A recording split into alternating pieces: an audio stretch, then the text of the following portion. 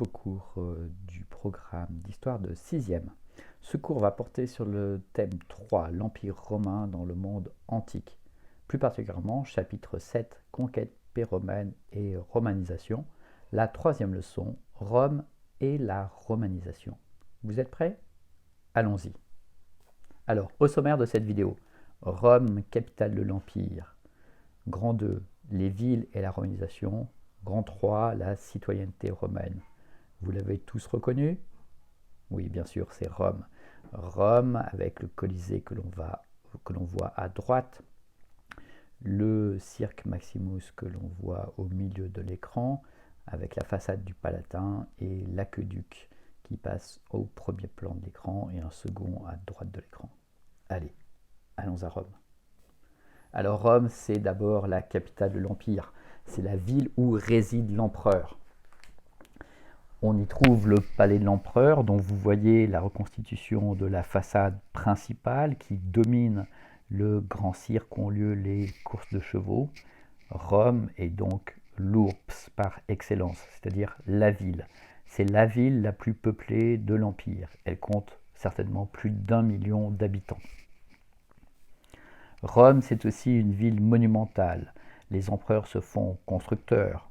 Ils exaltent leur propre gloire avec des arcs de triomphe, comme en haut à droite de notre écran. Ils font construire des colonnes, comme la colonne Trajane, qui raconte les guerres de l'empereur Trajan et que nous avons en photo en haut à gauche de notre écran. Rome compte de nombreux lieux de culte. Plus de 100 temples sont présents dans la Rome antique, dont le fameux Panthéon que vous voyez à droite au milieu.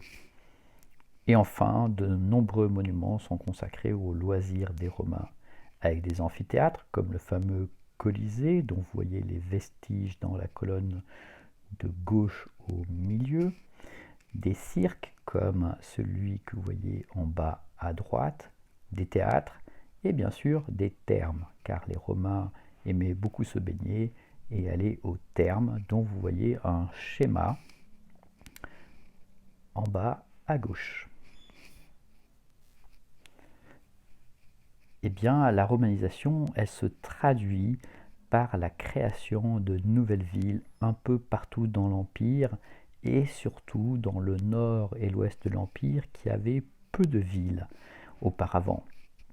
Alors, ces villes nouvelles, elles sont inspirées par Rome. Comme Rome, elles ont un forum, des temples, des amphithéâtres et des thermes. Prenons l'exemple d'Arles que nous voyons sur l'image à droite de notre écran. Arles, cité gauloise sur le bord du Rhône. Vous voyez le plan de la ville sur la carte et ses principaux monuments. Vous reconnaissez donc des thermes, les thermes de Constantin, construits au début du IVe siècle par l'empereur Constantin, un pont qui permet de traverser le Rhône, un amphithéâtre construit dès la fin du 1er siècle, qui peut recevoir 25 000 spectateurs, un forum, une muraille évidemment pour protéger la ville, mais aussi un théâtre, un des premiers théâtres en pierre construits par les Romains au 1er siècle avant Jésus-Christ, et un cirque où l'on peut faire donc des courses de chevaux. Et lui, il est situé en dehors de la ville. Vous voyez, cette ville en Gaule, d'inspiration romaine, copie le mode de vie et les monuments de Rome, la capitale. Autre aspect de la romanisation, le partage d'une culture commune. Cette culture commune, elle s'exprime dans la langue, le latin, mais aussi dans le mode de vie tourné vers les loisirs. Alors, pour les pauvres, les loisirs, ce sont des loisirs qui sont organisés et payés par les magistrats des villes ou par l'empereur quand on est à Rome, notamment tous les jeux du cirque. L'entrée est gratuite, le spectacle est organisé par les magistrats ou l'empereur. Autre point commun de la vie commune, les religions avec les différentes divinités auxquelles les gens rendent un culte dans tout l'Empire, ainsi que le culte impérial. Chaque ville se doit de rendre un culte à l'empereur romain comme s'il était un dieu. On notera tout de même deux foyers de différence au milieu de cette culture commune. D'une part, les campagnes. Dans les campagnes, la culture romaine pénètre moins. La culture romaine, c'est une culture urbaine, une culture des villes, avec leurs richesses et leurs loisirs. Et puis, autre endroit où la culture romaine pénètre moins, l'Orient. Pourquoi l'Orient? Eh bien, parce qu'en Orient, il y a des cultures plus anciennes, notamment la culture grecque, qui persiste. Alors, troisième élément de cette romanisation, la citoyenneté romaine. Eh bien, la citoyenneté romaine, c'est tout d'abord une citoyenneté limitative. Jusqu'au IIe siècle après Jésus-Christ, on distingue les citoyens. Les citoyens, ce sont forcément des Italiens et quelques provinciaux. Les pérégrins, ce sont des habitants libres qui sont non citoyens, et donc contrairement aux citoyens, ils n'ont pas de droit politique, ce sont juste des hommes libres.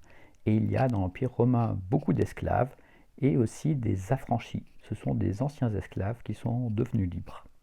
Alors si on le prend sous forme de schéma, comme dans notre image à droite, qu'est-ce que cela donne? Si l'on va du bas de l'échelle au haut de l'échelle sociale, on commence en bas à gauche avec les esclaves qui n'ont aucun droit. Un cran au-dessus, ce sont les affranchis, c'est-à-dire des anciens esclaves auxquels on a redonné la liberté. Au-dessus des affranchis se trouvent les hommes libres, donc les pérégrins, qui habitent les différentes provinces romaines.